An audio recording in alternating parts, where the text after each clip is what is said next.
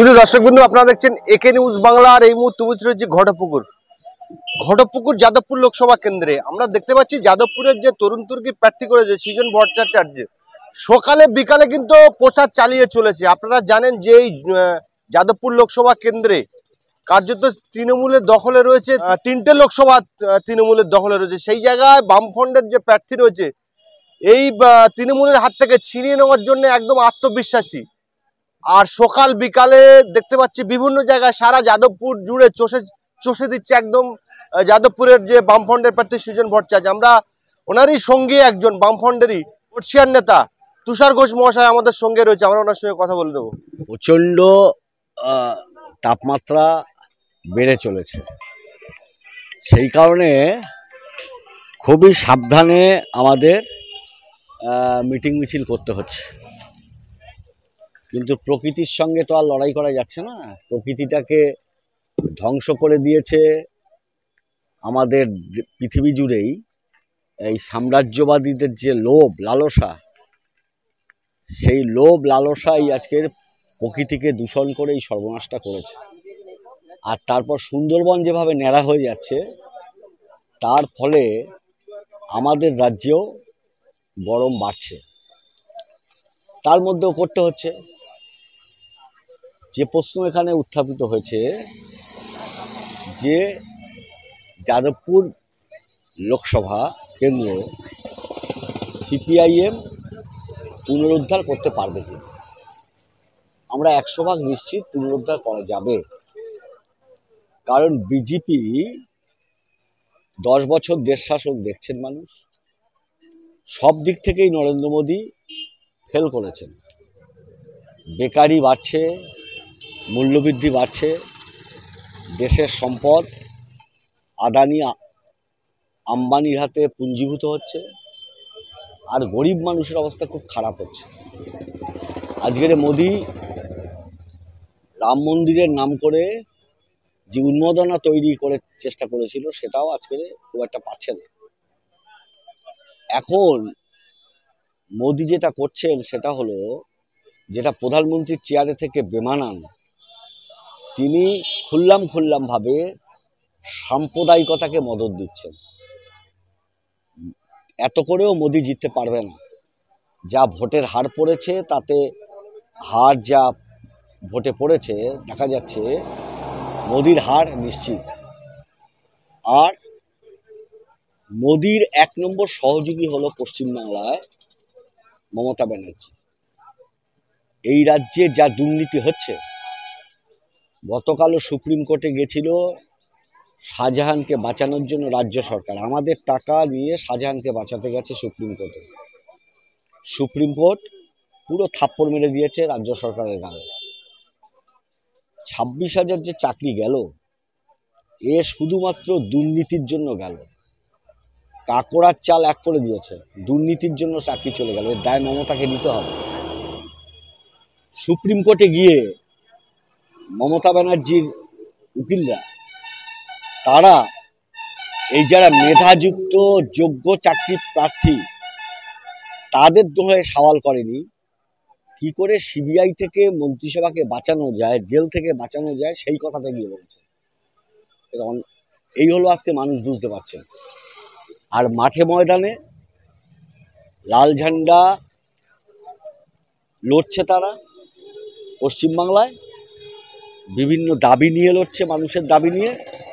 সুতরাং আর দুটো পক্ষ থাকছে না, এখন 3টে পক্ষ হয়ে গেছে। পশ্চিমবাংলায় মিডিয়া এবং প্রচার মাধ্যম দুটো পক্ষ ছিল, হয় তৃণমূল না হলে বিজেপি। সেই বাইনারি ভেঙে এখন 3 পক্ষ হয়েছে। মুর্শিদাবাদের যে বিপুল সমাবেশ অধীর চৌধুরী এবং এর নেতৃত্বে আমরা দেখেছি, এই মোহাম্মদ সেলিমের নেতৃত্বে, এবং মুর্শিদাবাদ জিতবে। এবং যাদবপুরে মানুষের যে আবেগ আছে, মানুষ বুঝতে পারছেন যে চাকরি প্রার্থীদের জন্য কারা লড়ছেন, মূল্যবৃদ্ধির জন্য কারা লড়ছেন, কৃষকদের জন্য কারা লড়ছেন, 100 দিনের টাকা ফেরত আসুক কারা লড়ছেন, দুর্নীতির বিরুদ্ধে কারা লড়ছেন, এটা মানুষ বুঝতে পারছেন। এবং স্বাভাবিকভাবেই লাল ঝান্ডার অগ্রগতি বাড়ছে।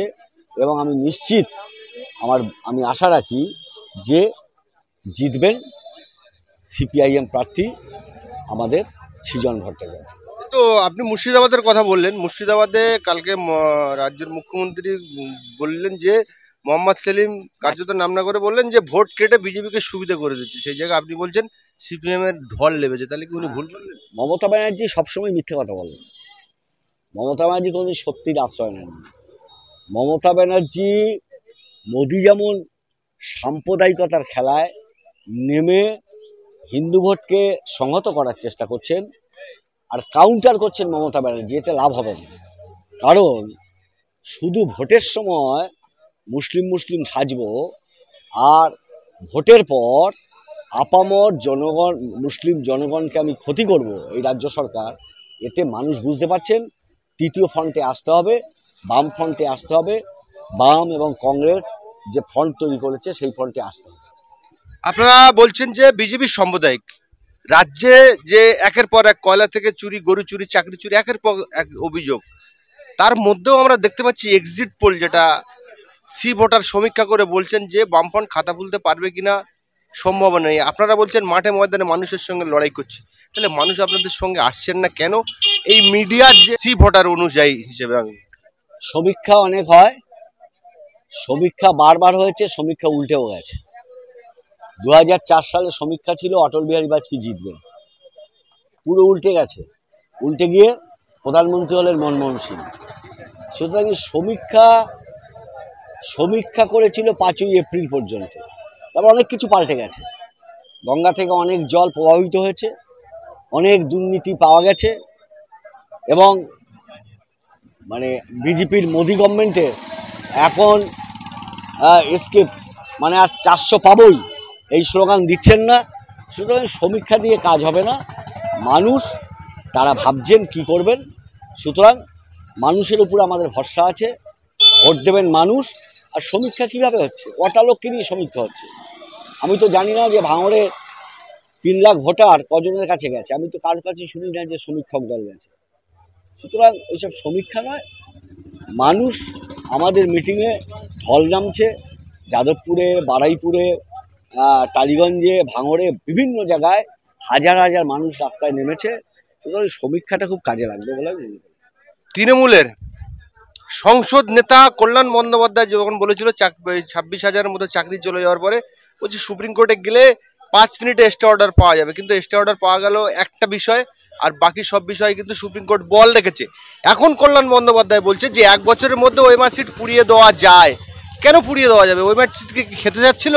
কি বলবেন? ওএমআর সিট পুড়িয়ে দিয়েছে এই কারণে যে যাদের টাকা নিয়ে চাকরি দিয়েছে তাদের বাঁচানোর জন্য। কল্যাণ ব্যানার্জিকে আমি প্রশ্ন করছি যে রাজ্য সরকারের উকিলরা তারা কেন যারা যোগ্য চাকরি প্রার্থী তাদের জন্য সওয়াল করলো না? উল্টে মমতা ব্যানার্জি এবং তার মন্ত্রিসভা যে নতুন সৈন্যপদ তৈরি করেছে বাড়তি, যেটা বেআইনি, তার জন্য সিবিআই তদন্তর নির্দেশ দিয়েছিল হাইকোর্ট, সেটাকে আটকানোর জন্য সওয়াল করেছে। সেইটা সোমবার পর্যন্ত স্টে অর্ডার হয়েছে, অন্যগুলো বহাল আছে। তার মানে হাইকোর্টের যে রায় সেটাকে বেশিরভাগ ক্ষেত্রে মান্যতা দিয়েছে রাজ্য সরকার, এই সুপ্রিম কোর্ট। এবং সেক্ষেত্রে বলছে এত বড় জালিয়াতি কোনোদিন হয়নি পশ্চিমবাংলায়, যা জালিয়াতি হয়েছে। এই ভোটের মুখে কি পশ্চিমবাংলার তৃণমূল সরকারের মন্ত্রীরা কি জেলে যেতে পারে? ইতিমধ্যেই আমরা শুনতে পাচ্ছি যে ক্যানিং পূর্বর বিধায়ককে 16 তারিখে আবার নতুন করে এজেন্সি ডাক করেছে। তৃণমূল যা দুর্নীতি করেছে, ওরা কলা গাছ থেকে, বাবলা গাছ থেকে, এই যে গরম পড়ছে সারা পশ্চিমবাংলায় যা গাছ কেটেছে ওরা, সিপিএমের বসানো গাছ ওরা যেভাবে কেটেছে, কয়লা থেকে শুরু করে সব ক্ষেত্রে ওরা যা খেয়েছে, ওদের চুরি, ওদের ডাকাতি, চুরিতে ওদের জেলে যাওয়া অনিবার্য। কিন্তু আসল জেলে যাওয়ার দরকার তো অভিষেক ব্যানার্জি, সে যাচ্ছে না কেন? কারণ এ তো যাচ্ছে চুনোপুটিরা। অভিষেককে জেলে ঢোকানো হচ্ছে না, কারণ হলো অভিষেকের সঙ্গে সেটিং রয়েছে বিজেপির, এটা প্রমাণিত। অভিষেকের কাকুর কণ্ঠ মিলে গেছে। অভিষেকের যে কোম্পানি ছিল, সেই কোম্পানিতে যে কাজ করতেন আর যার ডাইরেক্টর ছিলেন অভিষেক বন্দ্যোপাধ্যায়, সেই কোম্পানিতে প্রচুর টাকা এসছে, চাকরির টাকা, ঘুষের টাকা, কিন্তু তাকে ধরছে না, কারণ আন্ডারস্ট্যান্ডিং আছে। কারণ বিজেপি মনে করছে যে তৃণমূলের এই অভিষেকের হাত ধরে আমরা ভবিষ্যতে এখানে বিজেপি আমরা মানে তৃণমূল থেকে ভাঙিয়ে বিজেপিতে আনবো। যেটা পশ্চিমবাংলায় হয়েছে, সকালে অর্জুন সিং তৃণমূলে, বিকেলবেলায় বিজেপিতে। বিভিন্ন লোক দেখা যাচ্ছে সকালে তৃণমূলে, বিকেলে বিজেপিতে। পশ্চিমবাংলায় তৃণমূলের হাল এরকম হয়েছে যে ভবিষ্যতে একটু ধাক্কা খেলে এই পার্টিটার সাইনবোর্ড তুলে বিজেপির সাইনবোর্ড লাগিয়ে